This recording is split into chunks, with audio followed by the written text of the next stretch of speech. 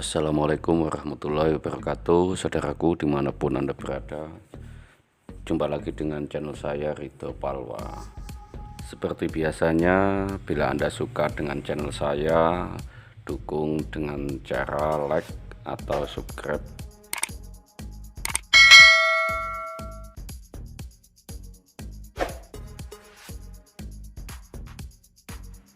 Seperti pada umumnya, langkah awal yang harus dilakukan para tukang plafon pastilah sama ya, masang andang, entah itu bahan kapolding atau bambu, suka-suka.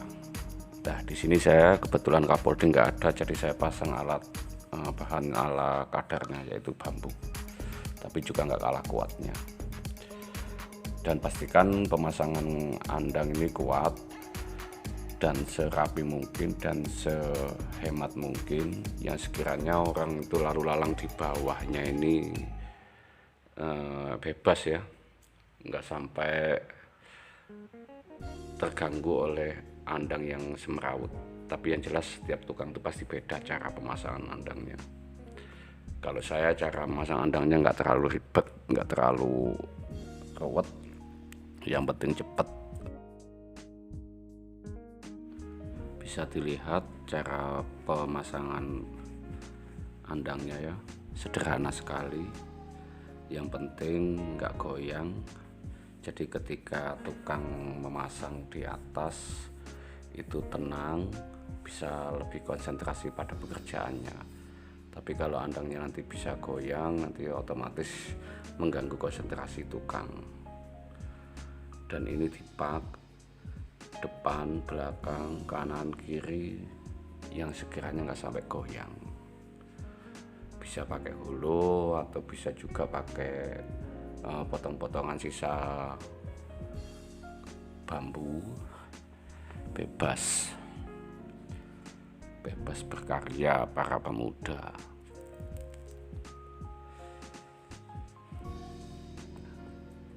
Dan lebih hemat biaya. Ini kurang lebih ketinggian dari lantai ke yang akan diplafon ini kurang lebih 4 meteran, yang tentunya kalau nggak diperhatikan secara detail, keamanannya, safety-nya membuat andang, otomatis akan membahayakan para pekerja yang di atas. Dan bagi Anda yang sudah ahli di dunia plafon, mungkin pengerjaan seperti ini sudah nggak asing ya, dan sudah makanan sehari-hari.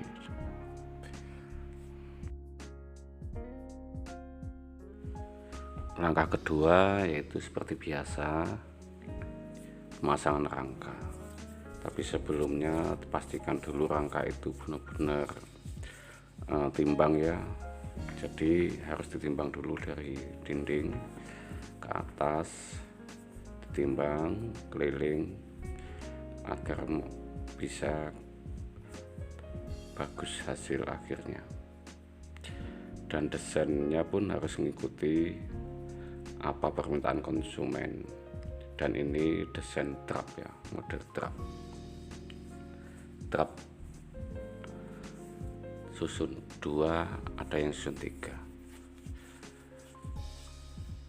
Dan kebanyakan rumah itu kalau di kampung itu gak siku ya. Jadi tukang di sini dituntut untuk bagaimana caranya walaupun bangunan gak siku, hasil akhirnya tetap istimewa.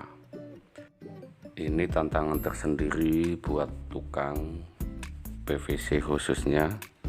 Kalau sebelumnya main kalsipot atau gipsum itu yang sifatnya putih polos, jadi dengan segala kondisi bangunan yang tidak siku bisa disiasati dan bisa samar karena warna dan catnya kan satu warna. Tapi kalau untuk sejenis PVC kita main motif, jadi sedikit ada tambahan ilmu lagi yang sekiranya bagaimana bangunan yang tidak siku itu bisa terlihat tetap bagus dan menarik.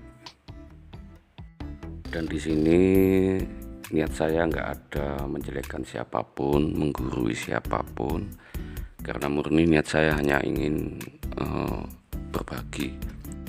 Tujuan lainnya adalah mendokumentasikan agar video-video nggak hilang,